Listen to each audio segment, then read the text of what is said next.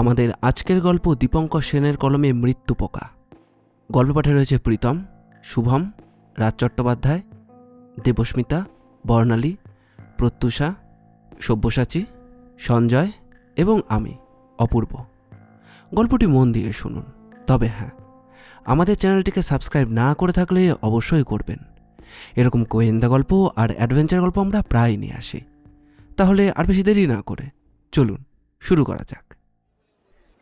এবারে কাজের চাপ ছিল অত্যন্ত বেশি। বিমর্ষভাবে অমলেশকে বলেছিলেন, এবারে আর বেরোতে পারলাম না। অমলেশ রায় রামকৃষ্ণের ঘনিষ্ঠ বন্ধু। কেন বেরোতে পারবে না কেন? দেখছো তো কিরকম কাজের প্রেশার। আবার রোমানিয়ান এক্সপার্টদের সঙ্গে আনার অ্যাপয়েন্টমেন্ট ওই সেপ্টেম্বর মাসেই। কি করা যায় বলো তো? এ তো খুবই ভালো লক্ষণ। কাজের চাপ মানেই তো তোমার ব্যাংক ব্যালেন্স হু করে বেড়ে যাওয়া। 1 বছর বেড়াতে নাই বা গেলে। শেষ পর্যন্ত এছাড়ার উপায় বাকি, কিন্তু মনের রিয়াকশন তো চাই। সারাটা বছর কাজে জুতে থাকলে তো আর চলবে না। অবশ্য আলোর সন্ধান পাওয়া গেল অগাস্ট মাসে। কাজের চাপ কমে গেল অভাবনীয়ভাবে। শুধু তাই নয়, সংবাদ পাওয়া গেল রোমানিয়ান এক্সপার্টরা অনিবার্য কারণে সেপ্টেম্বরে ভারতে আসতে পারছেন না। তাদের আসতে নভেম্বর হয়ে যাবে। রামকৃষ্ণ স্বস্তির নিঃশ্বাস ফেলে বাঁচলেন। আর কোনো বাধাই রইল না। এরপর প্রশ্ন হলো, যাওয়াটা হবে কোথায়? অনেকে অনেক জায়গার নাম করলেন। একটি নামও তার পছন্দ হলো না। এ সমস্ত জায়গায় ঘুরে আসা হয়েছে অনেকবার, কোথাও কোথাও আবার দুবারও গেছেন। বিভা শেষ পর্যন্ত নাম করল রগাঁওয়ের। রগাঁওয়ের নাম খুব অল্প লোকই জানে। প্রখ্যাত শৈলনগরগুলির মতো আভিজাত্যে ঢাকা পড়ে যায়নি এই মনোরম স্বাস্থ্যকর জায়গাটি। বিভাস রামকৃষ্ণের ভাগ্নে, তার কাছে থেকেই লেখাপড়া শিখেছে। এখন তার ব্যবসার সঙ্গে যুক্ত। স্বরূপ ও বিনয়ী বিভাসকে রামকৃষ্ণ বেশ পছন্দ করেন। গত বছর বিভাসের এক বন্ধু রগাঁওয়ে গিয়েছিল বেড়াতে। ফিরে এসে প্রশংসার বন্যা বইয়ে দিয়েছে। তার মতে উটি, মাউন্ট আবু বা পাঠানকোটের চেয়ে নৈসর্গিক শোভা এখানে অনেক বেশি। ওখানে যাওয়াই মনস্থির হয়ে গেল। কাঠগুদাম যেতে কলকাতা থেকে রওনা হয়ে যেমন প্রথমে লাক্ষে গিয়ে নামতে হয়, তারপর ওখান থেকে বাসে যেতে হয় বাকিটা পথ। রগাঁও যেতে গেলেও সেই একই ব্যবস্থা, শুধু বাসের পথগুলো কাঠগুদাম যাওয়ার বিপরীত দিকে। তোড়জোড় করে সেপ্টেম্বর মাসের 3 তারিখেই রামকৃষ্ণ বেরিয়ে পড়লেন। দলটি মন্দ হল না। অমলেশ তো আছেনই, তাছাড়া আদিত্য, বিভাস, অনিরুদ্ধ দত্ত আর তন্নি। আদিত্য রামকৃষ্ণের ছেলে। আদিত্যের জন্মসূত্রেই রামকৃষ্ণ তার স্ত্রীকে হারিয়েছেন। পরে আর বিয়ে করেননি তিনি। অতি যত্নে ছেলেকে মানুষ করেছেন। ইংল্যান্ডে পাঠিয়ে তাকে উচ্চ শিক্ষা দিয়েছেন। সে এখন তার ব্যবসায় অন্যতম managing director. Aniruddha Dutta business partner. আর তন্নির কথা বলতে গেলে অনেক কথাই বলতে হয়। আলোচনা করতে হয় রামকৃষ্ণের জীবনের ওঠাপড়ার ইতিহাস নিয়ে। রামকৃষ্ণ হালদার সোনার চামচ মুখে নিয়ে না জন্মালেও কোনো হাঘরে এসে পৃথিবীর প্রথম আলো দেখেননি। তার বাবা উচ্চ মধ্যবিত্ত শ্রেণীর লোক ছিলেন। বাজারে লোহার একটা দোকান ছিল তার। ব্যবসাদার হিসেবে তার সুনাম ছিল, কিন্তু উচ্চ আশা ছিল না। লেখাপড়া বিশেষ করে করতে পারলেন না রামকৃষ্ণ। দোকানেই এসে বসলেন। তারপর সেই ছোট্ট দোকান থেকে বছর 20 মধ্যে কিভাবে বিরাট আয়রন ফ্যাক্টরি তৈরি করলেন, সেই ক্লান্তিকর বর্ণনা দিয়ে আর কোনো লাভ নেই। শুধু এইটুকু বললেই যথেষ্ট হবে। পুরুষস্য ভাগ্যাং কথাটার উজ্জ্বল দৃষ্টান্ত হলেন রামকৃষ্ণ হালদার। বছর 10 মেয়েদের নিয়ে কোনো চিন্তাভাবনাই তার মনে স্থান পায়নি। অনেক লোভনীয় বিয়ের প্রস্তাবকে তিনি নাকচ করে দিয়েছিলেন। নিজের মনোপ্রাণ ঢেলে দিয়েছিলেন ব্যবসায়। কিন্তু সময় একরকম যায় না। একদিন রামকৃষ্ণের পা হরকাল। আয়রন ফ্যাক্টরিতে স্থাপন করবার সময় অনিরুদ্ধ দত্তের সহযোগিতা তাকে নিতে হয়েছিল। বড়বাজারের লোহাপট্টিতে অনিরুদ্ধ দত্তের সঙ্গে তার প্রথম আলাপ হয়। ব্যবসায় তখন তার বেশ জমজমাট ভাব। অনিরুদ্ধ বললেন, আজ সন্ধ্যায় আমার এখানে একবার আসুন না, একটু খাওয়া দাওয়া করা যাবে। কিছুদিন থেকে রামকৃষ্ণ লাল জলের ভক্ত হয়ে পড়েছিলেন। প্রতিদিন কারখানা থেকে ফিরে ভ্যাট 69-এর 8 বোতল শেষ না করতে পারলে তিনি যেমন তার মেজাজ পেতেন না। সুতরাং এই নিমন্ত্রণ প্রত্যাখ্যান করবার কোনো প্রশ্নই ওঠে না। অনিরুদ্ধ দত্তের বাড়িতেই দেখা হলো কেতকী রায়ের সঙ্গে। সোসাইটির রানী কেতকী রায়কে প্রথম দর্শনেই রামকৃষ্ণ তার তীর আবেগ অনুভব করে হৃদয় হারালেন। মাসখানেক কেতকীকে নিয়ে তার সময় বেশ ভালোই কাটল, তবে তাকে ধরে রাখতে পারলেন না। বহু বল্লভা নারী কখনো এক পুরুষের ছায়ায় থাকতে চায় না, থাকতে পারে না। কেতকীও একদিন কেটে পড়ল। এদিকে রামকৃষ্ণের নেশা ধরে গেছে। ভাত ছাড়লে যেমন কাকের অভাব হয় না, টাকা যখন আছে চিন্তা কিসের। আবার সংগ্রহ হলো। 2-4 দিন পরে তাকে বাদ দিয়ে নতুন একজনকে আমদানি করা হলো। এইভাবেই নতুনত্বের স্বাদ নিতে নিতে তার সময় কাটতে লাগলো। অমলেশ একদিন বললেন, কি করছো কি? ছেলে বড় হয়েছে, এখন এইভাবে তোমার জীবন কাটানো কি উচিত? বুঝি তো সবই ভাই, কিন্তু বিয়ে করো না। না, বিয়েতে আমার রুচি নেই। বাঁধা জীবন ভালো লাগে না। তবে যদি একটা সুন্দরী অনুগত মেয়ে পাওয়া যায়, তাহলে এখানে ওখানে চড়ে বেড়ানোর অভ্যেস হয়তো ছাড়তে পারি। 2 দিন পরে অমলেশ একটি মেয়ের সন্ধান দিলেন। কলেজে পড়বার সময় প্রেম করে একটি ছেলের সঙ্গে বাড়ি ছেড়েছিল। ছেলেটি কিছুদিন পরে সরে পড়ে। দুকুল হারিয়ে মেয়েটি অনেক ঘৃণ্য পথ ঘুরে এখন একটা হোটেলে কাজ করে। নাম তন্নি। তন্নিকে রামকৃষ্ণের পছন্দ হলো। চাকরি ছাড়িয়ে তিনি তাকে এনে তুললেন রায়ট স্ট্রিটের একটা ফ্ল্যাটে। 2.5 বছর কেটে গেছে। তারপর তন্নির প্রতি একাগ্র আছে রামকৃষ্ণ। ব্যাপারটা আদিত্যের অজানা নয়। সে কোনো একদিন এ সম্পর্কে কোনো কথা বলেনি বাবাকে। কি হবে বলে? অশান্তি দেখা দেবে। তাছাড়া এতে তো আদিত্যের কোনো ক্ষতি নেই। বাবা তাকে আগের মতোই স্নেহ করেন। তার নির্দেশেই এখন ব্যবসা চলে। সে তন্নির ব্যাপারটা চমৎকারভাবে মানিয়ে নিল। এমনকি তন্নির সঙ্গে কথা বলবার সময়ও উপেক্ষা বা অবজ্ঞার ভাব সে প্রকাশ করে না। গত 2 বছর বেড়াতে যাওয়ার সময় আদিত্যের সঙ্গে তন্নির দেখা হয়েছিল, কথা হয়েছিল। তন্নিও তাকে সহজভাবে গ্রহণ করেছে। লক্ষেত্রা স্টেশনে ট্রেন থেকে নামবার পর ওদের দলের একজন লোক বাড়ল। ভিড় ঠেলে অচিন্ত্য সরকার এগিয়ে এলো রামকৃষ্ণের কাছে। দুজনের চোখেই বিস্ময়। অচিন্ত্য সরকার বললেন, কোথায় চলেছেন? রানীক্ষেত নাকি? না, রগাঁও যাব। আপনি? রানীক্ষেত। রগাঁও জায়গাটার নাম মাঝে মধ্যে শুনেছি বটে। ঘুরে আসতে হবে পরে এক ফাঁকে। পরে কেন? আমাদের সঙ্গেই চলুন। নিরিবিলিতে কটা দিন ভালোই কাটবে। তাছাড়া এখন সিজন টাইম। রানী খেতে গিয়ে মাথা গোজবার জায়গাই হয়তো পাবেন না। আরও 2-4 কথার পর অচিন্ত্য রাজি হয়ে গেল। টিকিট ক্যান্সেল করে ওদের সঙ্গে এলেন রগাঁওয়ে। অচিন্ত্য সরকার কলকাতার বিখ্যাত এক কলেজের অধ্যাপনা করতেন। কর্তৃপক্ষের সঙ্গে কি একটা বিষয় নিয়ে গোলমাল হওয়ায় চাকরি ছেড়ে দিয়েছেন। এখন সাহিত্য সাধনা করেন। তার তথ্যমূলক রচনাগুলো পাঠকদের মনে সব সময় সাড়া জাগিয়ে থাকে। রামকৃষ্ণের সঙ্গে আলাপ এক পাড়ায় অধিবাসী হওয়ার জন্য। পামগ্রোভে সংসার গুছিয়ে নেওয়ার পর সকলে বেরিয়ে পড়েছিলেন রগামের প্রাথমিক পরিচয় নিতে। অপূর্ব জায়গা, যেদিকে তাকানো যায় পাহাড় আর পাহাড়। পাহাড়গুলো গর্বোদ্ধত ভঙ্গিতে মাথা উঁচু করে দাঁড়িয়ে রয়েছে। পাহাড়ের ওপর ছাড়া তরাই অঞ্চলেও দেখা যায় পাইন আর ফাড়ের সমারোহ। কত বছর এই নিবিড় অরণ্যের সৃষ্টি হয়েছে কে জানে। লোকালয়ের বিস্তার খুব বেশি নয়। টেনে টেনে 1000-2 লোক বসবাস করে এখানে। বাড়িগুলোর চেহারা দেখলেই বুঝতে পারা যায় যে অধিবাসীরা বেশ সঙ্গতি সম্পন্ন। যাত্রীদের জন্য এখনও কোথাও কোনো হোটেল করে ওঠেনি, তবে থাকবার জন্য কিছু বাড়ি পাওয়া যায় বা কোনো বাড়িতে পেইং গেস্ট হিসেবে থাকা চলে। বেরিয়ে ফেরার পথে এক বাঙালি ভদ্রলোকের সঙ্গে আলাপ হয়ে গেল। তিনি একটা ওয়ালনাট গাছের তলায় দাঁড়িয়ে লালচে রঙের এক জাতীয় পোকা চিমটে দিয়ে ধরে বোতলে পুড়ছিলেন। ওদের বাংলায় কথা বলতে বলতে এগিয়ে আসতে দেখে উনি চেঁচে আলাপ করলেন। ভদ্রলোকের নাম গিরিশ সেন। বছর 10 এখানে রয়েছেন। পোকামাকড় নিয়েই গবেষণা করছেন। আশা আছে দুরারোগ্য কতকগুলো রোগের ওষুধ এদের নির্যাস থেকেই আবিষ্কার করা সম্ভব হবে। তিনি আগে বোম্বের একটি কেমিক্যাল ফ্যাক্টরিতে কেমিস্ট ছিলেন। রামকৃষ্ণ সাগ্রহে তাকে পামগ্রোভে আমন্ত্রণ জানালেন।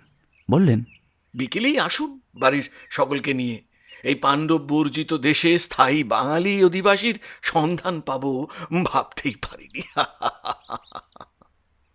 গিরিশবাবু হেসে বলল, বাঙালি কোথায় নেই বলুন না মশাই। গ্রিনল্যান্ডে গেলেও হয়তো 2-1 জনের সন্ধান পেয়ে যাবেন। বেশ বেশ, আসবো বিকেলে আমার মেয়েকে সঙ্গে নিয়ে, কেমন? খাওয়া দাওয়া সেরে উঠতে উঠতে প্রায় 3টে বেজে গেল। আদিত্য নিচের ঘরে গিয়ে ম্যানেজারকে চিঠি লিখতে বসল। গোটা কয়েক প্রয়োজনীয় বিষয় আসতে ভুল হয়েছে। বিভাস বিছানায় গা এলিয়ে দিল। ট্রেন সমস্ত সামলাতে তাকে বেশ ছুটোছুটি করতে হয়েছে। সুখময়বাবু আর অচিন্ত আবার বেরিয়েছেন। বাগান ঘেঁষা বারান্দায় তন্ডিকে নিয়ে বসলেন রামকৃষ্ণ। তন্নির বয়স বছর 30-32 হবে। দেখতে অনিন্দ সুন্দরী না হলেও মুখশ্রী কিন্তু বেশ সুশ্রী। পোশাক আশাকে পারিপাট্য আছে। রামকৃষ্ণ বললেন, বেশ জায়গা, কি বলো? আমার খুব ভালো লাগছে। মুসৌরি বা সিমলার মতো ভিড় নেই, অথচ কত সুন্দর। বুঝলে তন্নি, একবার আমি আর তুমি শুধু এখানে আসবো, বেশ হবে। এবছরেই আবার আসবে? না না না না, এবছর আসার সময় পাবো না। ধরো এই সামনের মার্চে। আচ্ছা, এই বাড়িটা কিনে ফেললে কেমন হয়? কিনে ফেলবে? স্বাস্থ্যকর জায়গায় একটা বাড়ি থাকা তো খারাপ নয়, কি বলো? বাড়িখানা কার, কুনাল বলতে পারবে। এবার এই কথা বলে পাকাপাকি করে চেক দিয়ে যাব। বিভাসের যে বন্ধুটি গতবার এখানে বেড়াতে এসেছিল, সে কুনালের সঙ্গে যোগাযোগ ঘটিয়ে দিয়েছিল। কুণাল খান্নার লক্ষ্যের বিখ্যাত প্রকার। কোনো শৈলনগরীতে বাসস্থান ঠিক করে দিয়ে দালালি নেওয়া থেকে আরম্ভ করে গাড়ি বাড়ি কেনা বিক্রি ইত্যাদি সমস্ত ব্যাপারে সে দালালি করে থাকে। পামগ্রুপে থাকার ব্যবস্থা তারই করে দেওয়া। কথায় কথায় ঘন্টা 1.5 কেটে গেল। 4:30 কিছু পরে গিরিশবাবু এলেন। তাকে একা দেখে রামকৃষ্ণ বললেন, আপনার মেয়েকে নিয়ে এলেন না? আসছে আসছে, আসলে এখানে আসার পথে নিউটেক জাতের পোকার সন্ধান পেলাম। মৃদুলাকে বললাম তাই বাড়ি থেকে বোতল এনে কয়েকটা ধরে রাখতে। ও আধ ঘন্টার মধ্যেই এসে পড়বে। কোন পোকা আপনার কাজে লাগবে কিভাবে বুঝতে পারেন? আসলে সাদা চোখে দেখতে পারি না তো, অসংখ্য পোকা, তাই পরীক্ষা নিরীক্ষা করে দেখতে হয়। আমার 3,500 প্রকার সংগ্রহ আছে জানেন। আবিষ্কারের যদি সাফল্য লাভ করতে পারি, জানবেন আমার বিশ্বজোড়া নাম হবে। বাড়ির কাজকর্মের জন্য একটি গাড়োয়ালি ছোকরাকে নিযুক্ত করা হয়েছে। তাকে রামকৃষ্ণ আদেশ দিলেন অনিরুদ্ধ দত্ত আর অচিন্ত সরকারকে ডেকে আনতে। ওরা এসে বসলেন। তন্নি চায়ের ব্যবস্থা করতে চলে গেল। কথা প্রসঙ্গে গিরিশবাবু এখানকার ইতিহাস বর্ণনা করলেন। গিরিশবাবু বললেন, বছর 30 আগে রন নভিস নামে এক ইংরেজ এখানে শিকার করতে এসেছিলেন। ভালো শিকারী হওয়া সত্ত্বেও বাঘের হাতে প্রাণ দেন তিনি। তখন এখানে লোকালয় অবশ্য ছিল না, কাজেই যানবাহনেরও কোনো ব্যবস্থা নেই। এবার নরিসের সঙ্গীরা মৃতদেহ বয়ে নিয়ে যাবার কোনো উপায় পায়নি, তাই তাকে তারা এখানেই কবর দিয়ে দিল। মাস 6 পরে নরিসের ছেলে ইংল্যান্ড থেকে এলেন বাপের কবর দেখতে। তার কি যে খেয়াল হলো, আর ফিরে গেলেন না। লোকজন আনিয়ে জঙ্গল কেটে পোলট্রি ফার্ম করলেন। বাপের নাম অনুসারে জায়গার নাম দিলেন রগাঁও। ক্রমে বসতি বেড়ে উঠল এখানে। আর্থার নরিস বছর 4 আগেও এখানে ছিলেন, একেবারে অথর্ব হয়ে পড়েছিলেন। হ্যামিল্টনে নিজের পল্লী ভবনে মারা যাওয়ার ইচ্ছা নিয়ে এখানকার সম্পত্তি উত্তরপ্রদেশ সরকারকে দান করে তিনি ইংল্যান্ডে ফিরে গেছেন। সরকারের ব্যবস্থাপনায় এখন চলছে। আপনারা দেখে আসবেন গিয়ে, ভালো লাগবে আপনাদের। অনিরুদ্ধ দত্ত প্রশ্ন করলেন, রন নরিশকে বাঘে খেয়েছে বলছেন, এখানে কি বাঘের উপদ্রব আছে নাকি? খুব আছে। এখানকার বাঘেরা আবার 100% সুন্দরবনের ম্যান ইটার। তবে তো সন্ধ্যের পর বেরোনো চলবে না, কি বলুন? একেবারেই না। এরকম অস্বস্তি থাকলে বেরিয়ে আরাম নেই। আপনারা এখানে মনে হচ্ছে না এলেই ভালো করতেন। তন্নি চায়ের ব্যবস্থা করে ফিরে এলো। ঘন্টা 2 ঘুমোবার পর বিভাসের ঘুমটা ভেঙে গেল। ক্লান্ত ভাবটা কেটেছে। বিছানা থেকে তবুও উঠতে ইচ্ছা করছে না। এখানে না এলেই ভালো ছিল। কলকাতায় মৃত্যু আপত্তি করেছিল বিভাস। ওর আপত্তিকে গ্রাহ্যই করেনি রামকৃষ্ণ। বিরক্তি সুরে বলেছিল। কেন যাবে না বলতে পারো? হ্যাঁ, কেন? ওর এ কথার কি উত্তর দেবে? বলা তো যায় না। ও গেলে আদিত্য বিরক্ত হবে, কাটা কাটা কথায় সবসময় অতিষ্ঠ করে তুলবে। বিভাস ভেবেই পায় না ওর সঙ্গে এরকম ব্যবহার করে কি আনন্দ পায় আদিত্য। রামকৃষ্ণ ওকে স্নেহ করেন, তাই বলে নিজের সম্পত্তির অর্ধাংশ তো আর তিনি ওকে দান করে দিচ্ছেন না। তবে দুজনের বয়স এক, ছোটবেলা থেকে গ্র্যাজুয়েশন পর্যন্ত একসঙ্গেই পড়েছে। তবুও আদিত্যকে অফিসের স্যার বলে কথা বলেছে। ও যে আশ্রিত একথা কখনো ভুলে যায়নি। তা সত্ত্বেও তার ভাগ্যে অনেক লাঞ্ছনা জুটেছে। মাত্র মাস দুয়েক আগে বিভাস জানতে পেরেছে যে রাগের আসল কারণটা কি। অকারণে আদিত্যকে প্রচুর বকাবকি করেছিল সেদিন। আর নিজেকে চেপে রাখতে পারেনি বিভাস। প্রশ্ন করেছিল, আপনি আমাকে অকারণে বকাবকি কেন করেন? তোমাকে দেখলে আমার কাজ চলে যায়। তার নিশ্চয়ই সঙ্গত কোনো কারণ আছে। You nonsense! আমার কাছে কৈফিয়ত চাইছো? আছেই তো। বাবার বিশ্রী স্বভাবকে তুমি কাজে লাগিয়েছ। তুমি আর অমলেশ বাবু মিলে তন্নিকে সংগ্রহ করে টাকা মেরেছ। আর্তচিৎকার করে উঠেছিল বিভাস। কি বলছেন? ছি ছি, ও কথা আর বলবেন না। সেই দিনই বিভাস নিজের মনকে স্থির করে ফেলেছে। অকৃতজ্ঞতা হলেও রামকৃষ্ণের স্নেহের আবরণকে ছিঁড়ে বেরিয়ে যেতে হবে ওকে। রগাঁও থেকে ফিরে গিয়েই ও বিদায় নেবে হালদার বাড়ি থেকে। ইতিমধ্যে অন্যত্র চাকরির ব্যবস্থা করে ফেলেছে। আরও খানিকটা বিছানায় এপাশ ওপাশ করে ও উঠে পড়ল।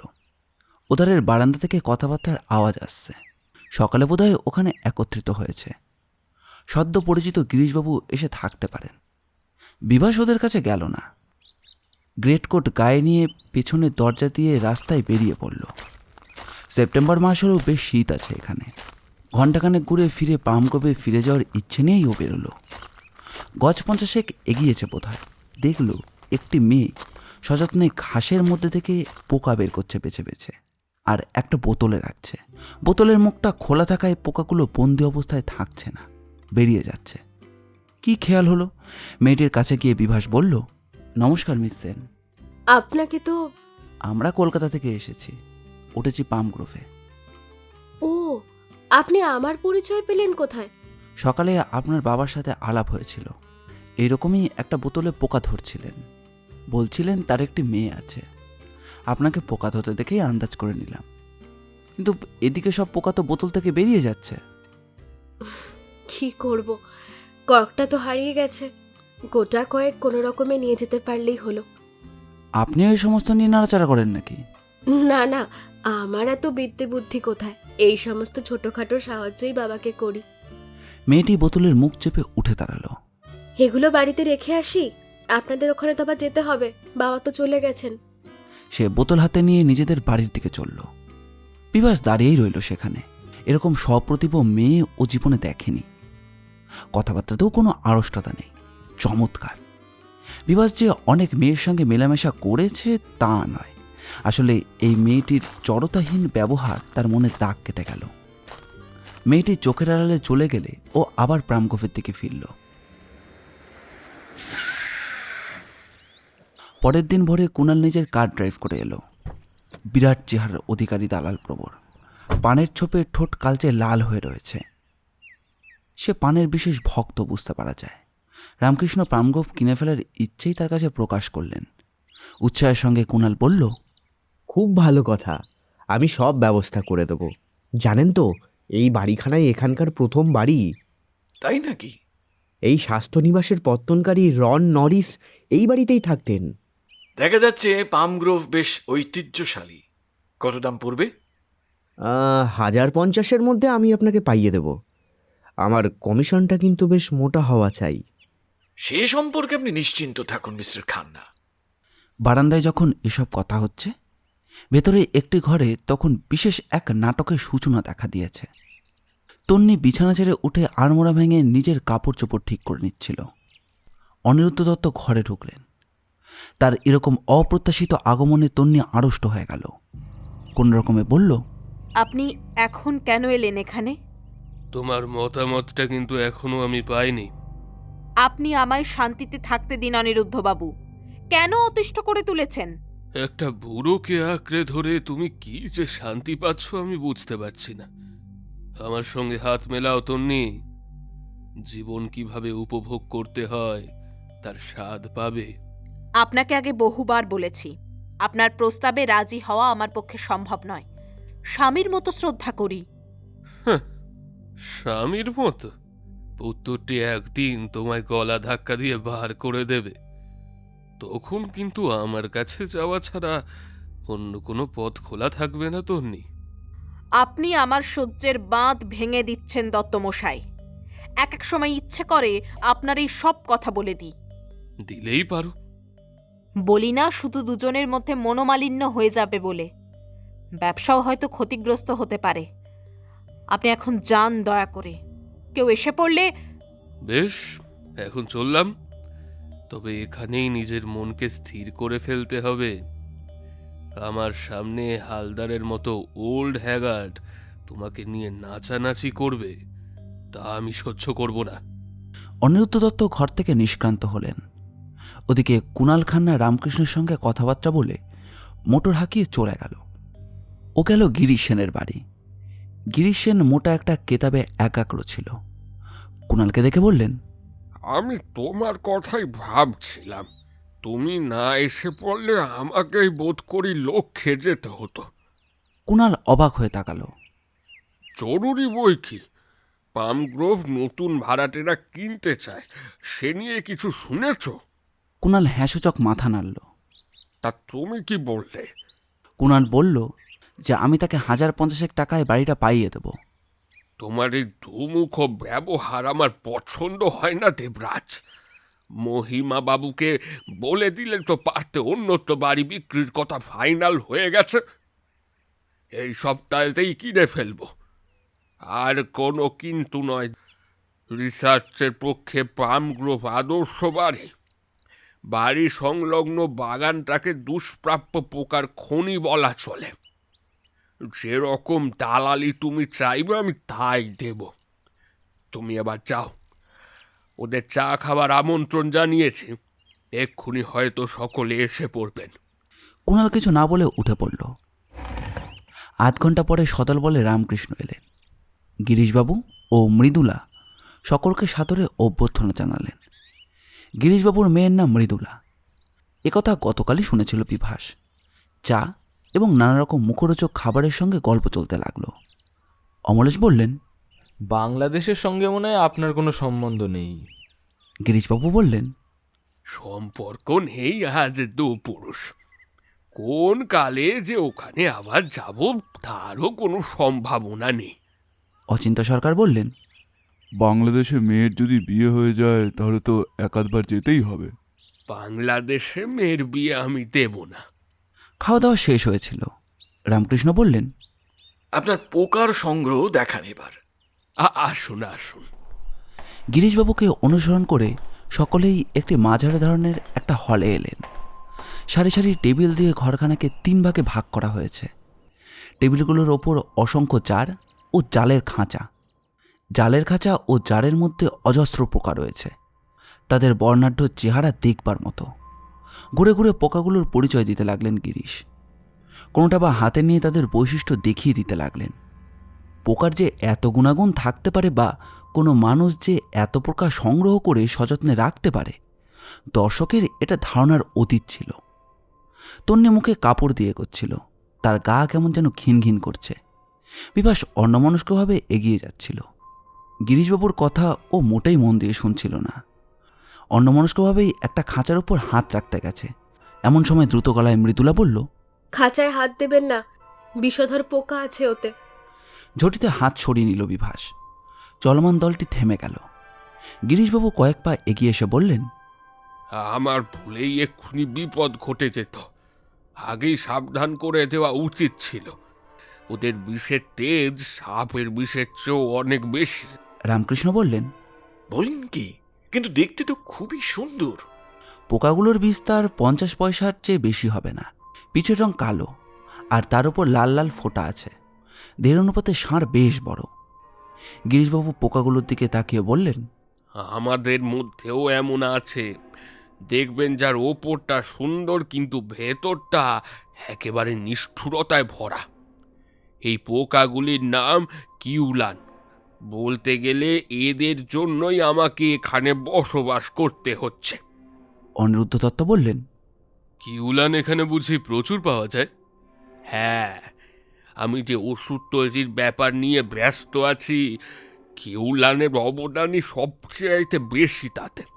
কোনো বিশেষ জায়গায় বোধহয় চাক বেঁধে থাকে, তাই না? না না, যত্রতত্র পাওয়া যায়। পাম গ্রোভের বাগানেও আছে। কাজে বুঝতে পারছেন, মরণ ফাঁদ এখানে পদে পদে। সকলে শরীরের মধ্যেটা কেমন যেন শিরশির করে উঠল। অচিন্ত্য সরকার বললেন, এই সাংঘাতিক পোকাগুলোকে ধরলেন কিভাবে? ধরা শক্ত নয়, হাতে চামড়ার গ্লাভস পরে যে কেউ ধরতে পারে। পোকার ঘর থেকে ওরা বেরিয়ে এলেন। এক অজানা কারণে কথাবার্তা আর তেমন জমল না। বেলাও বাড়ছিল। গিরিশবাবুর কাছ থেকে ওরা বিদায় নিলেন। দুপুরে গুরুতর একটা ঘটনা ঘটল। খাওয়া দাওয়ার পর বারান্দায় বসে রামকৃষ্ণ পাশুটে রঙের পাহাড়শ্রেণীর দিকে তাকিয়েছিলেন। তন্নি তখনও আসেনি। তন্নি সবে ঘর থেকে বেরুতে যাবে, গতকালের মতো অনিরুদ্ধ দত্ত ঘরে এসে প্রবেশ করলেন।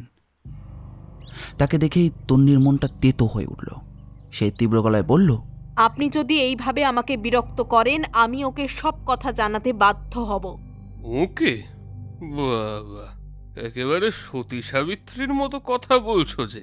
অত্যন্ত সতর্কতার সঙ্গেই অনিরুদ্ধ দত্ত তন্নির ঘরে প্রবেশ করেছিলেন, কিন্তু একজনের দৃষ্টিকে এড়িয়ে যাওয়া সম্ভব হয়নি।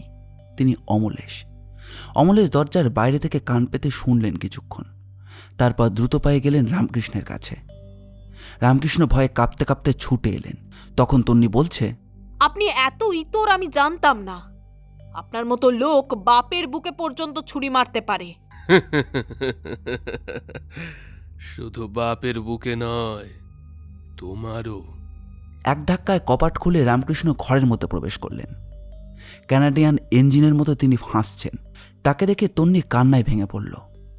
অনিরুদ্ধ এই নাটকীয় আবির্ভাবের জন্য মোটেই প্রস্তুত ছিলেন না।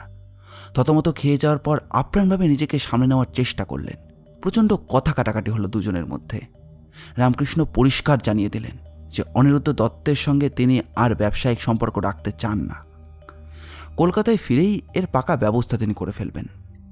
অনিরুদ্ধ দত্ত নিজের গর্হিত অপরাধ সম্পর্কে বিন্দুমাত্র অনুতাপ করলেন না। দৃঢ়তার সঙ্গে জানালেন যে এই অপমানের প্রতিশোধ তিনি নেবেনই। তিনি সুটকেস আর বিছানা নিয়ে পামগ্রোভ থেকে বিদায় নিলেন। আনন্দোচ্ছল পরিবার প্রচণ্ড রকমের ভারী হয়ে উঠল। বাড়িতে যখন গোলমাল আরম্ভ হয়েছে, বিভাস তখন নেমে পড়েছে রাস্তায়। কার্টার রোড দিয়ে ধীর পায়ে এগুতে আরম্ভ করেছে।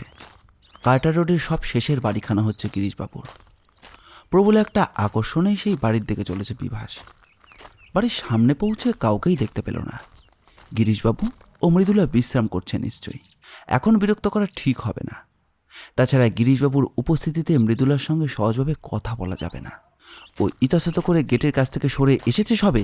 চলে যাচ্ছেন কেন? বিভাস চমকে মুখ ফিরিয়ে দেখল মৃদুলা। তার হাতে একটা প্যাকেট। এসে আবার চলেও যাচ্ছিলেন যে বড়? না মানে, বেল টিপেছিলেন নাকি? না, আমি এই আসছি। আমি বাজারে গিয়েছিলাম, আসুন। বিভাস ও মৃদুলা গেট পেরিয়ে ভেতরে ঢুকল। লনে গোটা কয়েক বেতের চেয়ার পাতা ছিল। বিভাসকে বসতে অনুরোধ করে মৃদুলা প্যাকেটটা ভেতরে রেখে এলো। চা খাবেন? না। কেমন লাগছে জায়গাটা বলুন? খুব ভালো। আপনার বাবা কোথায়? বেরিয়েছেন, কিছু দূরে একটা গ্রাম আছে তো সেখানে গেছেন। বসে থেকে কি লাভ? চলুন না, পাহাড়ের দিকটা ঘুরে আসি। চারধারেই তো পাহাড়, কোন ধারে যাবেন? তার চেয়ে সাউথ পয়েন্ট চলুন, লেকটা বোধহয় আপনি দেখেননি। দুজনেই সাউথ পয়েন্টের দিকে চলল। কার্টার রোড থেকে 8 মাইল হবে। সারাটা পথ কোনো কথা হলো না দুজনের মধ্যে। লেকটা বেশ বড়, পাহাড়ের কোল ঘেঁষে। এক নজরেই বুঝতে পারা যায় যে মানুষের সৃষ্ট লেক নয়। অল্প শব্দ তুলে পাহাড় থেকে জল পড়ছে অবিরাম। বিভাস বলল, আসুন এখানে বসা যাক। পুরো ঘাসের ওপর বসলো দুজন। লেক কেমন দেখেছেন?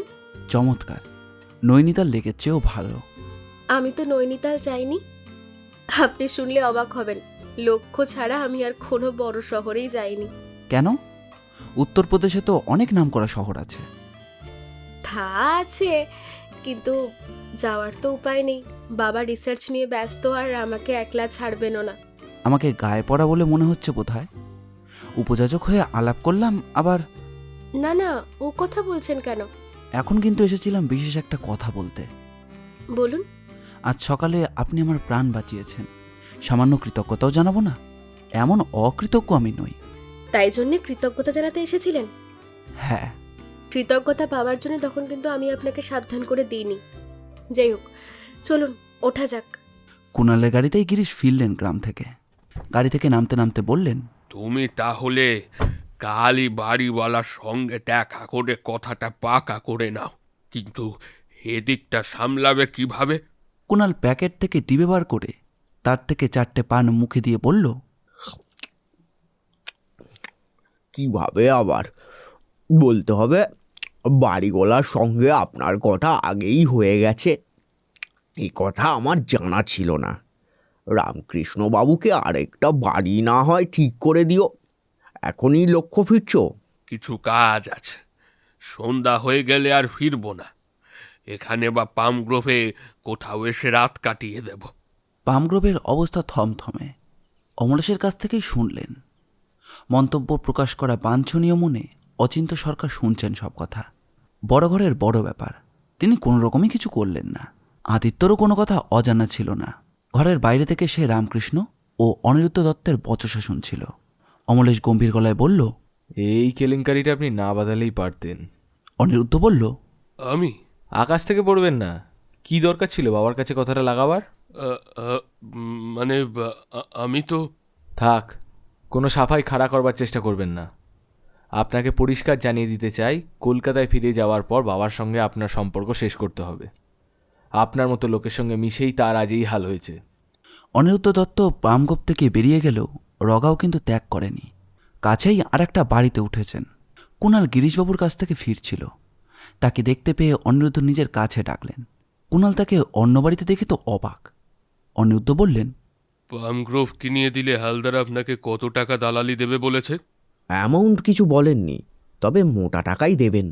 আমার একটা প্রস্তাব আছে। বলুন। পামগ্রোভ আমি কিনতে চাই, হালদারের ডবল আমি দেব। শুনলাম আপনার বাড়ির দাম বলেছেন 50,000, তাই না? আমি 70,000-এও আপত্তি নেই, তাই দেব আপনাকে। বলুন, রাজি আছেন? কুণাল যেন বিস্ময়ের শেষ ধাপে। পামগ্রোভ কেনার জন্য সকলে এত আগ্রহ দেখাচ্ছে কেন? বাড়িটার মধ্যে আছে কি? চুপ করে রইলেন যে? বলুন, যে কোনো উপায়ে আমাকে ওই বাড়িটা পাইয়ে দিতেই হবে, তাই চুপ করে থাকবেন না। বলুন, তাড়াতাড়ি বলুন। আপনার প্রস্তাব খুবই লোভনীয়। এই মুহূর্তে প্রস্তাবে রাজি হতে পারলে ভালো হতো। উপায় নেই, চিন্তা করবার একটু সময় আমায় দিতেই হবে। বেশ, কাল বলুন। কাল অসম্ভব, আজ রাতে বোধহয় আমায় এখানেই থেকে যেতে হচ্ছে। কাল লক্ষ্য ফিরব, পরশু সংবাদ দিতে পারি। অনিরুদ্ধ দত্তের কাছ থেকে কুণাল বিদায় নিল। মাঝরাত্রি থেকেই বৃষ্টি আরম্ভ হয়েছে, অকাল বর্ষণ। বৃষ্টি আরম্ভ হওয়ার পর থেকেই দ্বিগুণ ঠান্ডা পড়ে গেল। ভোর হয়ে গেছে অনেকক্ষণ, কিন্তু বুঝবার উপায় নেই। চারিদিকে অন্ধকারের আবরণ, শুধু একটানা ছমছম শব্দ কানে বাজছে।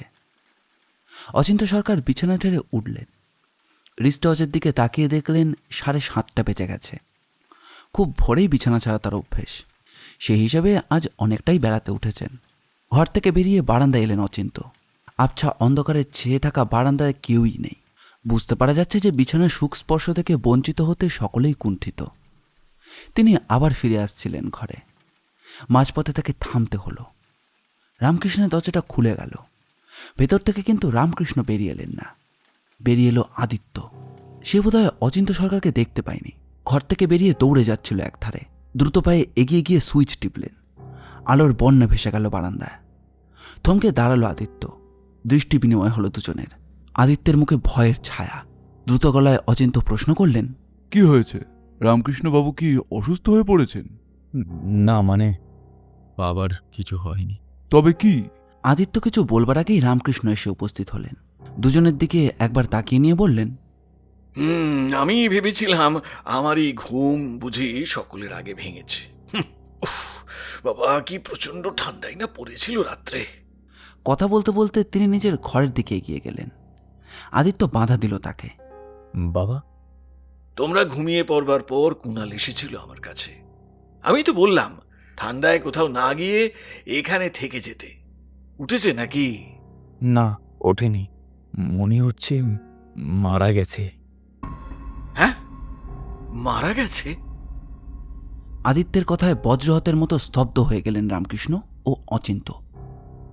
পর মুহূর্তে দ্রুত পায়ে ঘরের মধ্যে প্রবেশ করলেন। বেডরুমের স্তিমিত আলোয় দুজনে দেখলেন কুণাল খান্নার স্পন্দনহীন দেহ বিছানার উপর চিত হয়ে পড়ে রয়েছে। বড় আলো জ্বালানো হলো। বিস্ফারিত চোখে দুজনে দেখলেন তার গৌরবর্ণ গায়ের রঙে হীরকাবার আস্তরণ পড়েছে। ঠেলে বেরিয়ে আসে তার দুটো চোখ। ঠোঁটের ফাঁক দিয়ে জলীয় কিছু নির্গত হচ্ছে। আর কালো রঙের ওপর লাল ফোঁটা দেওয়া একটা পোকা কুণালের গলা কামড়ে ধরে রয়েছে। সে যে বেঁচে নেই এক নজরেই তা বুঝতে পারা যায়। চাপা খসখসে গলায় অচিন্ত বললেন, কিউলানের কামড়েই কুণাল মারা গেছে। তারপর এই মর্মভেদী সংবাদ রাষ্ট্র হয়ে গেল বাড়িময়। সীমাহীন উত্তেজনা নিয়ে সকলেই মৃতদেহ দেখতে এলেন। কে ভেবেছিল যে পামগ্রোভে অপঘাতে মারা যাবে কেউ, কিন্তু এখন তাদের করণীয় কি? সকলেই একত্রিত হয়ে পরামর্শ করলেন। স্থির হল প্রথমে ডাক্তারকে আহ্বান করা হোক। রগাঁওয়ে একজন অবসরপ্রাপ্ত সিভিল সার্জন থাকে। এখানে প্র্যাকটিস করে এমন কোনো ডাক্তার আছে কিনা কারোরই জানা ছিল না। অবসরপ্রাপ্ত সিভিল সার্জেন্ট ডক্টর হরিশ দেওয়ানকে ডেকে আনল বিভাস। তিনি সমস্তটা শুনে মৃতদেহ পরীক্ষা করে মত প্রকাশ করলেন। বললেন, ঘন্টা 7 ওপর হলো মারা গেছে কুণাল। অনুমান করা যায় বিষক্রিয়ার ফলেই মারা গেছে। এখন পুলিশে খবর দেওয়াই বাঞ্ছনীয়। ক্ষীণ গলায় রামকৃষ্ণ প্রশ্ন করলেন, পুলিশে কেন? ডক্টর হরিশ দেওয়ান বললেন, অপঘাতে মৃত্যু। সময় মতো পুলিশকে না জানালে আপনারাই বিপদে পড়বেন। পুলিশে খবর দিতে হলো। লাক্ষয় গিয়ে কুণালের বাড়িতে এবং সদর কোতোয়ালিতে সংবাদটি জানালো বিভাস। সদলবলে ইন্সপেক্টর সঞ্জয় খান এলেন। গম্ভীর মনঃসংযোগে শুনলেন একে একে সব। কিউলান পোকার বিষের কথাও তাকে জানানো হলো। তিনি গম্ভীরভাবে মৃতদেহ পরীক্ষা করলেন। তারপর বললেন, মৃতদেহ আমি পোস্টমর্টমে চালান করতে চাই। তাছাড়া সকলেই ইন্সপেক্টরের মুখের দিকে তাকিয়ে রয়েছেন। তাছাড়া মৃত্যু আকস্মিকভাবে হয়েছে কি মৃত্যু ঘটানো হয়েছে সে সম্পর্কেও আমাকে অনুসন্ধান করতে হবে। রামকৃষ্ণ বললেন, কুণালকে খুন করা হয়েছে? না না, সম্পূর্ণ অলিক কথা ইন্সপেক্টর। কিউলান পামগ্রোভের বাগানে কোথাও চাক বেঁধে আছে শুনেছি। তাদেরই মধ্যে একটি... আপনার সঙ্গে আমি একমত হতে পারলে খুশি হতাম মিস্টার রামকৃষ্ণ, কিন্তু খটকা কোথায় লাগছে জানেন?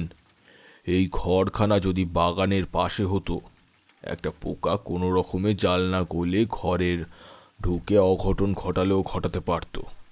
ঘরের পজিশনটা দেখুন আপনি। মোজেক করা স্লিপারি ফ্লোরের ওপর দিয়ে বাগান থেকে পোকাটা অত দূর আসাটা বিস্ময়কর।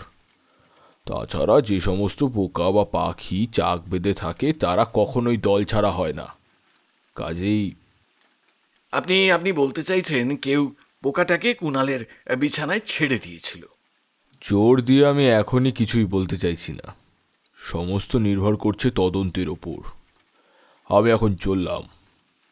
আমার অনুমতি না নিয়ে আপনারা কেউ কলকাতা ফিরে যাবেন না।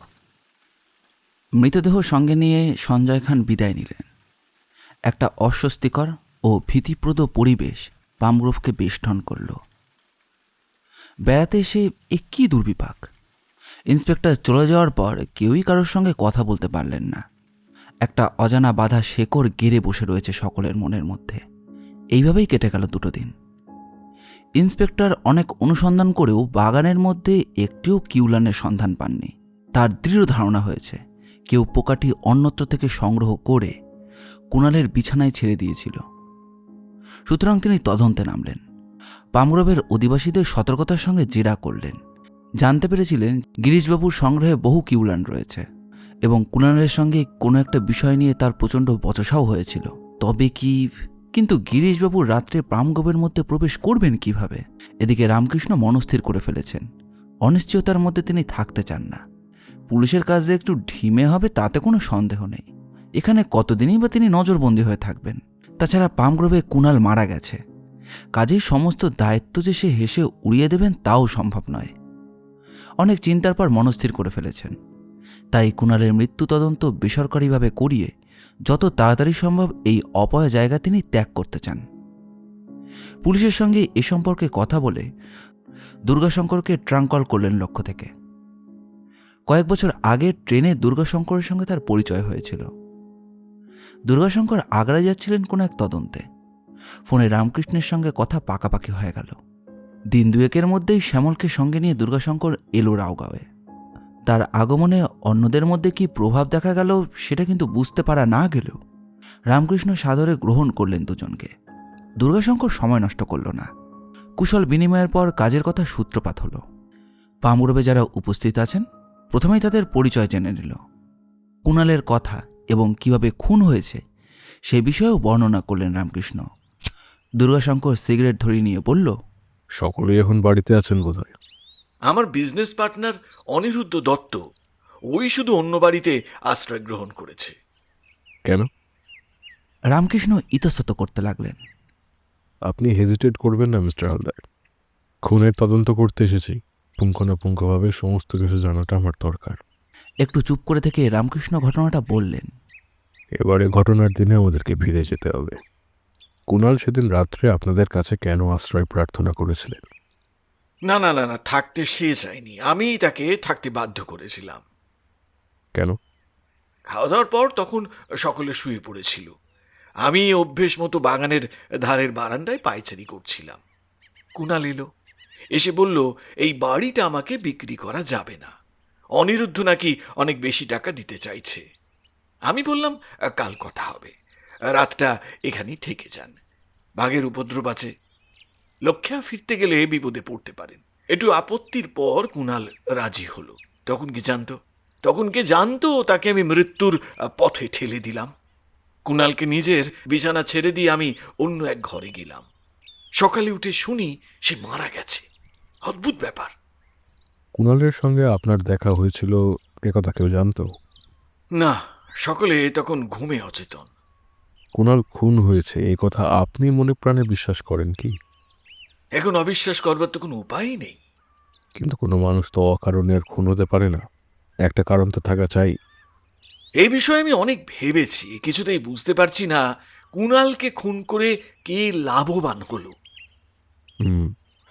যদি কিছু মনে না করেন তবে একটা প্রশ্ন করি। তন্নি দেবীর জন্য আপনার ছেলে বা আর কোনো আত্মীয়ের সঙ্গে আপনার মনোমালিন্য দেখা দেয়নি? না না, সেরকম কিছু হয়নি। সকলে সহজভাবে তন্নিকে গ্রহণ করেছে। তাছাড়া বিয়ে না করলেও সে আমার স্ত্রী। এখানে আপনাদের শোবার ব্যবস্থা আলাদা আলাদা ঘরে কেন? কোনো বিশেষ কারণে নয়, এমনি বলতে পারেন। আপনাকে এখন আর বিরক্ত করব না মিস্টার হালদার। আদিত্যবাবুর সঙ্গে এবারে দেখা করতে চাই। বেশ, আমি পাঠিয়ে দিচ্ছি। রামকৃষ্ণ ঘর থেকে নিষ্ক্রান্ত হলেন। মিনিট পাঁচেক পর আদিত্য এলো। আমাকে ডেকেছেন? হ্যাঁ, গোটা কয়েক প্রশ্ন করতে চাই আর কি। আমি যা বলবার পুলিশকে বলেছি তো। হ্যাঁ, তা বলেছেন, তবে সেসব কথা তো আর আমার জানা নেই। একটু সহযোগিতা করুন, নইলে আমার কাজ এগোবে কী করে? কি জানতে চান বলুন। কুণাল খুন হওয়ার সম্পর্কে আপনার অভিমত কি? অভিমত? আমার একটা সন্দেহ আছে। কীরকম সন্দেহ? গিরিশ সেনের নাম বোধহয় শুনেছেন। কিউলানের বিষয়ে যার কাছ থেকে প্রথম আমরা জানতে পারি তার মেয়ে মৃদুলার ওপর তীক্ষ্ণ দৃষ্টি রাখলেই হত্যাকারীর সন্ধান পাবেন। অর্থাৎ আমার ধারণা মৃদুলার ওপর কুণাল ইন্টারেস্টেড ছিল। সম্প্রতি ভদ্রমহিলার অন্য একজন প্রেমিক জুটেছে, সে হয়তো। আপনার ধারণা সম্পর্কে আমি অনুসন্ধান করে দেখব। আচ্ছা, সেদিন সকালে আপনি মহিমবাবুর ঘরে কেন গিয়েছিলেন? গিয়েছিলাম বাবাকে বলতে, আর এখানে না থেকে কলকাতায় ফিরে যাওয়ার কথা। ঘরে ঢুকেই কয়েক পা এগিয়ে কেমন বুঝতে পারলাম সে মারা গেছে। ছুটে ঘর থেকে বেরিয়ে আসতেই অচিন্ত্যবাবুর সঙ্গে দেখা হলো। আপনার বারবার অসংযত চরিত্রের জন্য আপনি নিশ্চয়ই বিরক্ত, তাই তো? দুর্গাশঙ্করবাবু, আমার প্রশ্নের উত্তর দিলে খুব ভালো হয়।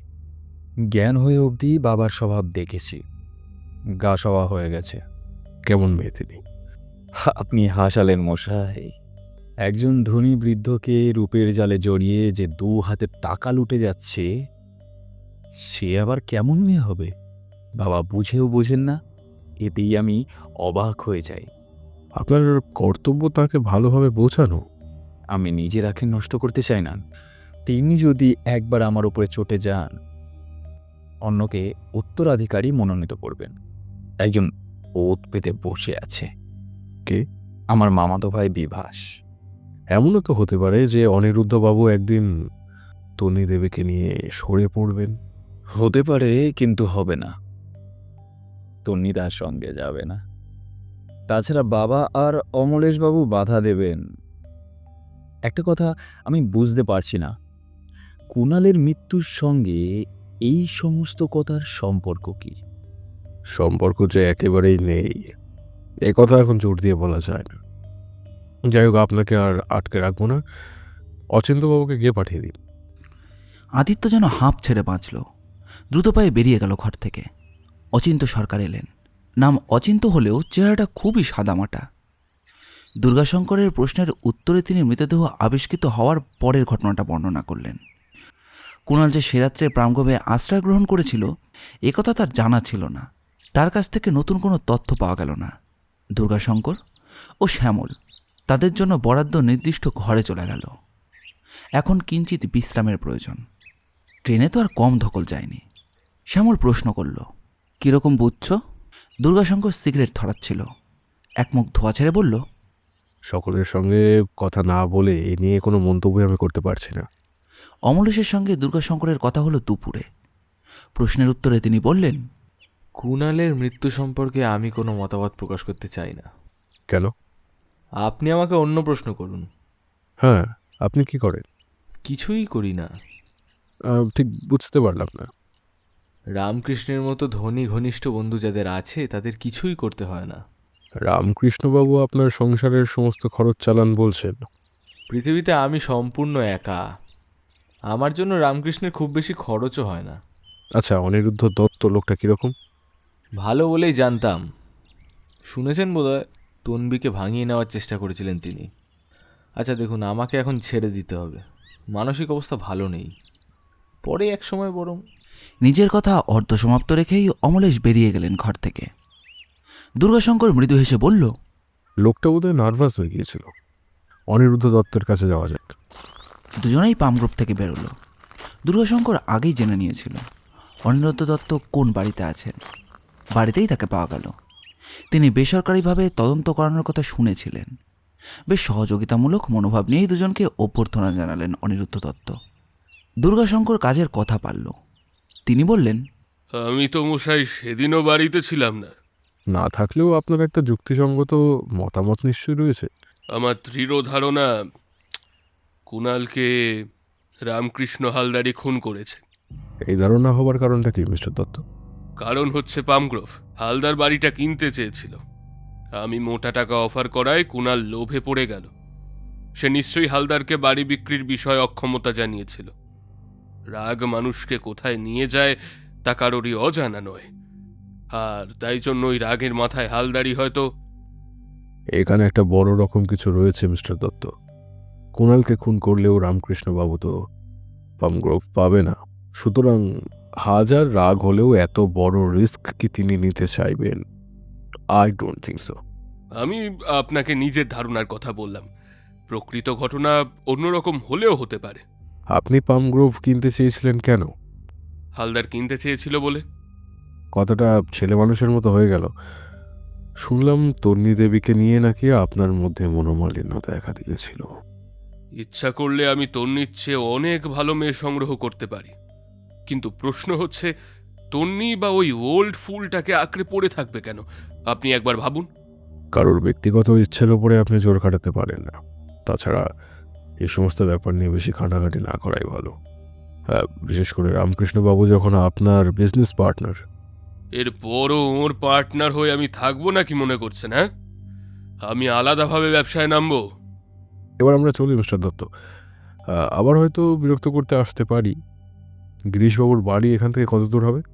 নিশ্চয়ই আসবেন, এ রাস্তারই শেষ প্রান্তে। দুজনেই রাস্তায় নামল। কয়েক পা এগিয়ে যাওয়ার পর শ্যামল বলল, এখন আমরা কোথায় চলেছি? ওয়েল, গ্রীষ্মর বাসায়। কিউলেনগুলো একবার দেখা দরকার। ওরা নির্জন রাস্তা দিয়ে এগিয়ে চলল। জায়গাটা বেশ, কি বলো ডাক্তার? চমৎকার। একবার এসে কিছুদিন এখানে। ওই দেখো, শ্যামলের দৃষ্টি অনুসরণ করে দুর্গাশঙ্কর দেখল গল্প করতে করতে পাইন জঙ্গলের মধ্যে দিয়ে তন্নি ও রামকৃষ্ণ আসছেন। ওরাও একবার ওদের দেখতে পেলেন। রামকৃষ্ণ চেঁচিয়ে বললেন, কোথায় চলেছেন? গিরিশবাবুর ওখানে। আমরা ওখানে যাব। দুদল কাছাকাছি হলেন। দুর্গাশঙ্কর বলল, কোথায় গিয়েছিলেন আপনারা? হ্যাঁ, এই বেড়াতে গিয়েছিলাম। সাউথ পয়েন্টে গিয়ে দেখি আমার ভাগ্নে প্রবর গিরিশবাবুর মেয়ের সঙ্গে ঘনিষ্ঠ আলাপে ব্যস্ত রয়েছে। আমি মশাই এসব বাড়তে দিতে চাই না। মেয়ের বাপের কাছে গিয়ে কথা পাকাপাকি করে ফেলতে চাই একদম। বিবাসের প্রতি তিনি কতটা স্নেহশীল এই কথাতেই বুঝতে পারা যায়। দুর্গাশঙ্করের সঙ্গে তন্নির খাওয়ার টেবিলেই আলাপ হয়েছিল, কিন্তু কোনো দরকারি কথা হয়নি। মিস্টার হালদার, আমি তন্নি দেবীর সঙ্গে গোটা কতক কথা যেতে যেতেই সেরে নিতে চাই। বেশ তো। রামকৃষ্ণ শ্যামলকে সঙ্গে নিয়ে এলেন। আপনাকে গোটা কয়েক ব্যক্তিগত প্রশ্ন করতে চাই তন্নি দেবী। আশা করি সঠিক উত্তর দেবেন। বলুন। আপনার এই জীবন ভালো লাগে? অনেক কিছু হারিয়ে আমি এই জীবনকে আঁকড়ে ধরে আছি। এখন আমাকে সুখী বলা চলে হয়তো। অনিরুদ্ধ দত্ত আপনার কাছে এক বিশেষ প্রস্তাব করেছিলেন, আপনি রাজি হলেন না কেন? কি বলছেন আপনি? রামকৃষ্ণবাবু আমার কোনো অভাব অপূর্ণ রাখেননি। আমি তাকে অন্তর দিয়ে ভক্তি করি। আমার প্রশ্নগুলি একটু বড়কা ধরনের হচ্ছে, ক্ষমা করবেন। আদিত্যের বিষয়ে কিছু বলুন। সে আমাকে সহ্য করতে পারে না। এছাড়া তার বিষয়ে তো কিছু বলবার নেই। কথাবার্তায় তো মনে হয় না যে তিনি আপনাকে সহ্য করতে পারেন না। অত্যন্ত চালাক ছেলে, মনের কথা প্রকাশ করে না, তবে ওর হাবভাব দেখে আমি বেশ বুঝতে পারি। কুণালের হত্যাকারী কে হতে পারে এ বিষয়ে আপনি কিছু ভেবেছেন? ওই ঘটনায় আমি স্তম্ভিত হয়ে গেছি। কুণাল আমাদের বাসায় কেন খুন হতে গেল ভগবান জানেন। আর কোনো কথা হলো না। গিরিশবাবুর বাড়ির সামনে সকলে এসে উপস্থিত হলেন। গৃহকর্তা পেটিকোয়ে দাঁড়িয়েছিলেন। এগিয়ে এসে অভ্যর্থনা জানালেন সকলকে। রামকৃষ্ণ দুর্গাশঙ্কর ও শ্যামলের সঙ্গে তার পরিচয় করিয়ে দিলেন। দুর্গাশঙ্কর বলল, কিউলেন দেখতে এলাম। গিরিশবাবু বললেন, কিউলানগুলি আমার কাছে থাকা তরুণ এক এক সময় মনে হচ্ছে জানেন যে আমি যেন কুণালের মৃত্যুর উপলক্ষ। আপনার সংগ্রহ থেকে কিউলেন হারিয়েছে নাকি? না, ৭৩টি ছিল, এখনো আছে। আসুন। তিনি সকলকে নিয়ে সংগ্রহশালায় গেলেন। দুর্গাশঙ্কর খতিয়ে দেখল মূর্তিমান মৃত্যুদূতেরা খাঁচার মধ্যে মন্থর পায়ে হেঁটে যাচ্ছে। ওদের সুন্দর চেহারার আড়ালে এত খলতা রয়েছে তা কিন্তু দেখে বুঝতে পারা যায় না। দুর্গাশঙ্কর কিউলান সম্পর্কে জ্ঞাতব্য তথ্য নিল গিরিশবাবুর কাছ থেকে। সকলে ড্রয়িং রুমে এসে বসলেন। গিরিশবাবু বললেন, খুবই লজ্জায় পড়ে গেলাম মশাই। আপনাদের যে চা খাওয়াবো তারও উপায় নেই। মৃদুলা কোথায় যেন বেরিয়েছে। রামকৃষ্ণ বললেন, জানি আমরা সাউথ পয়েন্টে গেছে, চায়ের জন্য এখন ব্যস্ত হবেন না। দুর্গাশঙ্কর বলল, আমার গোটা কতক প্রশ্নের উত্তর দিন মিস্টার সেন। বলুন। কুণালকে আপনি চিনতেন? ভালোভাবেই চিনতাম। মারা যাওয়ার দিনও সে আমার কাছে কয়েকবার এসেছিল। কি কথাবার্তা হয়েছিল তার সঙ্গে? বাড়ি কেনা নিয়েই কথাবার্তা হয়েছিল। এ বাড়িটা আপনার নয়? না, আমি পামগ্রোভ। বলতে বলতে থেমে গেলেন গিরিশবাবু। বিস্মিত গলায় রামকৃষ্ণ বললেন, আপনিও পাম গ্রোভ কিনবার মনস্থ করেছেন নাকি? হ্যাঁ হ্যাঁ, কুণাল আমাকে ব্যবস্থা করে দেবে বলেছিল। সন্ধ্যার সময় এসে জানালো পারবে না। অনিরুদ্ধ বাবু নাকি চড়া দাম হেঁকেছেন। এই নিয়ে কথায় কথায় তার সঙ্গে আমার বচসা হয়ে গেল। রাত্রে আমার এখানেই তার থাকার কথা ছিল, কিন্তু রেগে চলে গেল পামগ্রোভে রাত কাটাতে। আরেকটা প্রশ্ন করছি, কিছু মনে করবেন না। কুণালের সঙ্গে আপনার মেয়ের কি খুব আলাপ ছিল? ভালো আলাপ কি বলছেন? মৃদুলা কোনোদিনও কুণালের সঙ্গে একটা কথাও বলেছে কিনা সন্দেহ। তাছাড়া কুণাল অতি সজ্জন প্রকৃতির ছিল। মৃদুলার সম্বন্ধে কখনো তাকে উৎসুক হতে দেখিনি। আপনার কথা বোধহয় শেষ হলো মিস্টার ব্যানার্জি। যে জন্য এসেছি, এবার আমি সে কথা বলবো গিরিশবাবুকে। আমার ভাগ্নে বিভাসকে দেখেছেন তো? চৌকস চৌকস ছোকরা। আমার ফার্মেই কাজ করে, উঁচু পদে। আপনার আপত্তি না থাকলে ওই মৃদুলাকে তার হাতে দিতে পারে। অভাবিত এই প্রস্তাবটা শুনে সচকিত হয়ে উঠলেন গিরিশবাবু। কথাটা পরিপাক করতে একটু সময় নিলেন, তারপর বললেন, এ আমার সৌভাগ্য হালদার মশাই, বিভাসকে আমার বিলক্ষণ পছন্দ। আপত্তির তো কোনো প্রশ্নই উঠতে পারে না। প্রস্তাব মেনে নিয়েছেন, আনন্দিত হলাম। এবার কলকাতায় গিয়ে আমার কথা সত্যতা যাচাই করে নিন। মেয়ে দিচ্ছেন, পাত্র সম্বন্ধে খোঁজ খবর নিতে হবে বই কি। ও কথা বলে আমায় লজ্জা দেবেন না। মেয়ের জন্য আমার বেশ চিন্তা ছিল। আমার মতো গুঁত লোক তাকে সৎ পাত্রে দিতে পারতাম কিনা সন্দেহ।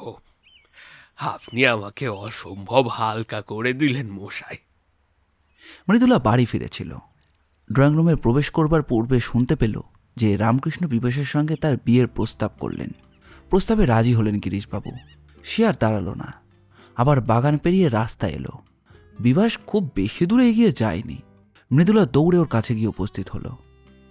তাকে ফিরে আসতে দেখে অবাক হয়ে বিভাস বলল, ফিরে এলে? কদিনেই অত্যন্ত দ্রুতলয়ে আলাপ অন্তরঙ্গতায় পরিণত হয়েছে। তোমার মামা বাবার সঙ্গে কথা বলছেন। বলতে দাও। কি কথা বলছেন বলো তো? বাহ, আমি কি করে বলবো? ঘাড় হেলিয়ে অন্যদিকে তাকিয়ে মৃদুলা বলল, ওরা তো আমাদের বিয়ের কথা নিয়েও আলোচনা করতে পারেন। বিভাস ঝটিতে মৃদুলার একটা হাত চেপে ধরল। আনন্দের একটা প্রবল শিহরণ ওর শিরায় শিরায় বয়ে চলল। মৃদুলা, কি হলো? না, বলছিলাম যে চলো আবার সাউথ পয়েন্টে গিয়ে বসি। পরদিন দুর্গাশঙ্কর লক্ষ্যে গেল সঞ্জয় খানের সঙ্গে দেখা করতে। শ্যামল রইল রগাওয়ে। দুর্গাশঙ্করের কীর্তিকলাপ তার অজানা ছিল না, তবুও তিনি ওকে প্রসন্ন মনে যেন গ্রহণ করতে পারলেন না। দুর্গাশঙ্কর পোস্টমর্টমের রিপোর্ট পড়বার পর বলল, খুনের মোটিভ কি কিছু বুঝতে পেরেছেন?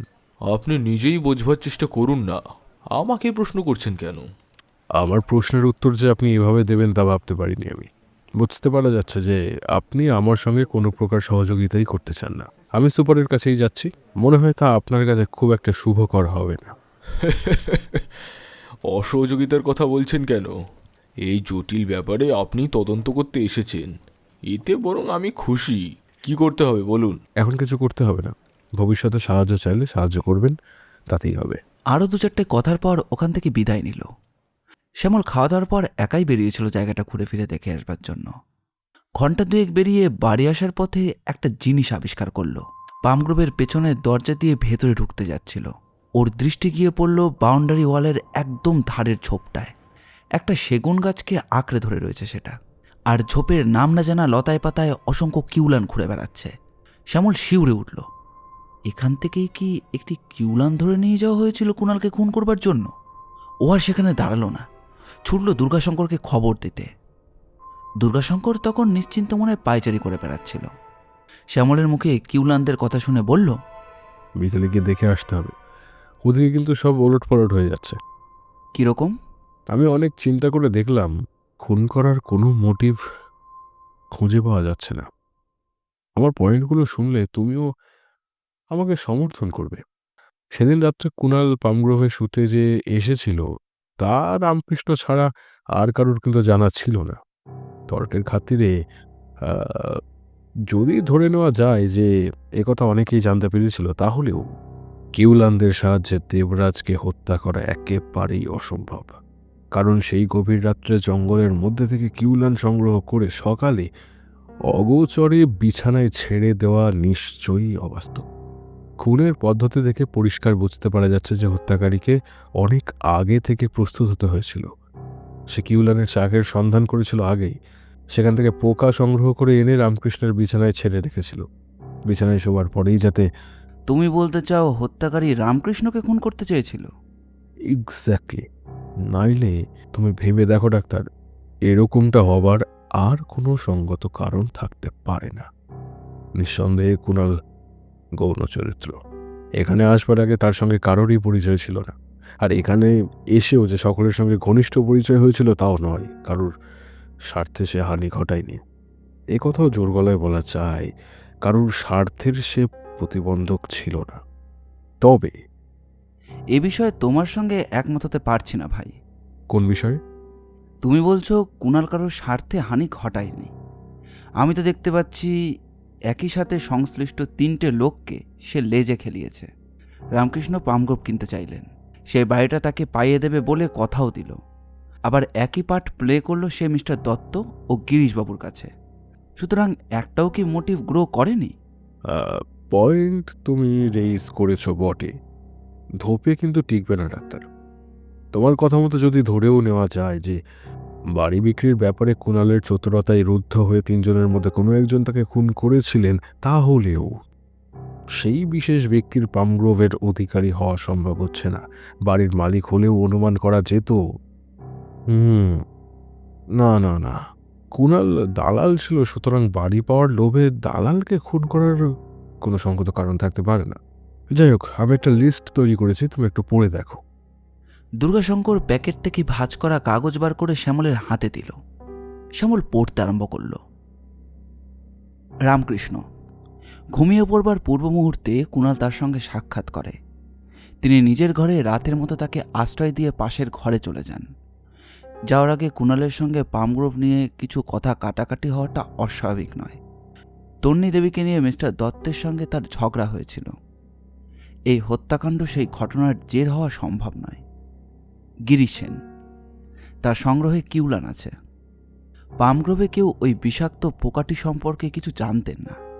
গিরিশবাবুই তথ্যটি প্রকাশ করেন। আপাতত দৃষ্টিতে এমন কোনো স্বার্থ চোখে পড়ছে না যাতে জোর করে বলা চলে তিনি কুণালকে খুন করেছেন বা রামকৃষ্ণকে খুন করবার পরিকল্পনা করছেন। তবে মোটা টাকার বিনিময়ে কাউকে কিউলান সরবরাহ করে থাকতে পারেন।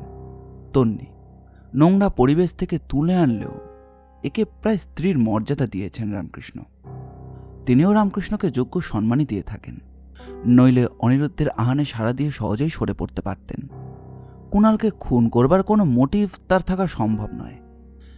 রামকৃষ্ণ তাকে বইভাবে ডুবিয়ে রেখেছেন এবং উপযুক্ত কারণে তন্নির পক্ষে রামকৃষ্ণকে হত্যা করবার পরিকল্পনা করা তার পক্ষে সম্পূর্ণ অসম্ভব ঘটনা।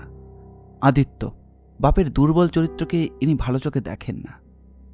স্থানে অস্থানের আগে ফেটে না পড়লেও তন্নি দেবী সম্পর্কে তার মনোভাব সহযোগিতামূলক নয়। বাপের পাপ কাজে সহায়ক বলে নিশিকান্তকে ইনি ঘৃণা করেন। এক অজানা কারণে বিভাসবাবুকেও সহ্য করতে পারেন না।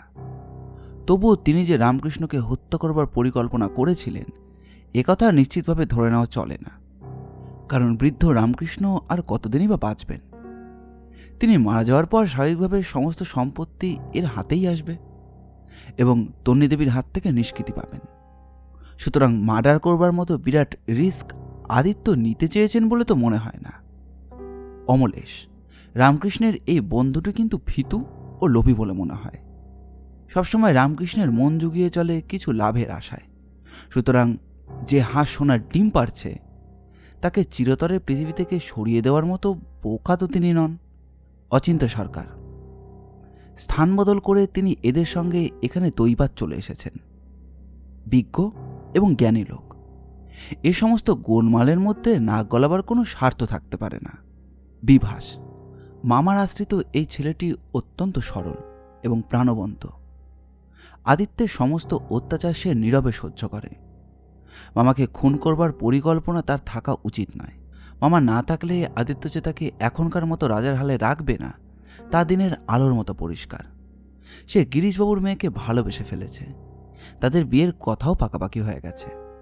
মৃদুলা, গিরিশবাবুর অনেক কাজেই সে সাহায্য করে, এমনকি পোকামাকড় পর্যন্ত সংগ্রহ করে এনে দেয়। তার মন অত্যন্ত পরিষ্কার। স্বার্থের কথা চিন্তা করলে রামকৃষ্ণের উত্তরাধিকারী আদিত্যের দিকেই সে ঝুঁকতে পারত। অনিরুদ্ধ দত্ত অত্যন্ত ঘোরালো চরিত্রের লোক। তিনি প্রচুর বিত্তের অধিকারী। ইচ্ছে করলেই একটি সুন্দরী নারী তিনি সংগ্রহ করতে পারেন। তবুও অনিচ্ছুক তন্নি দেবীকেই তিনি রামকৃষ্ণের হাত থেকে ছিনিয়ে নেওয়ার চেষ্টা করছেন। এই নিয়ে দুজনের মধ্যে বিবাদ এবং তার পামগ্রোভ ত্যাগ। একই বাড়ি কেনবার জন্য দুজনেরই জেদ। স্বাভাবিকভাবে এ সন্দেহ জাগাতে পারে মনে যে তিনি রামকৃষ্ণকে হত্যা করবার পরিকল্পনা হয়তো করেছিলেন। ভাগ্য সহায়ক হয় নিরপরাধ কুণাল প্রাণ দিয়েছে। পড়া শেষ করে শ্যামল বলল, একমাত্র অনিরুদ্ধ দত্ত ছাড়া আর কাউকেই তো সন্দেহজনক বলে মনে হচ্ছে না। তবে তিনি এতটা এক্সপোজড হওয়ার পর খুন করার ঝুঁকি কি নেবেন? ধরো যে তোমার ও আমার মধ্যে মনোমালিন্য আছে, সকলেই জানে কথাটা। তুমি আমাকে কৌশলে খুন করে বসলে, লোকে কিন্তু প্রথমে তোমাকে মোটেই সন্দেহ করবে না। সকলের ধারণা হবে খোলাখুলিভাবে যার সঙ্গে ঝগড়া আছে তাকে তুমি কখনোই খুন করতে পারো না। এ তো দারুণ বোকামি। হতে পারে অনিরুদ্ধবাবু এই মনস্তত্ত্বেরই সুযোগ নিয়েছিলেন। বটেই তো, আমি সতর্কতার সঙ্গে চতুর্দিক লক্ষ্য রাখছি।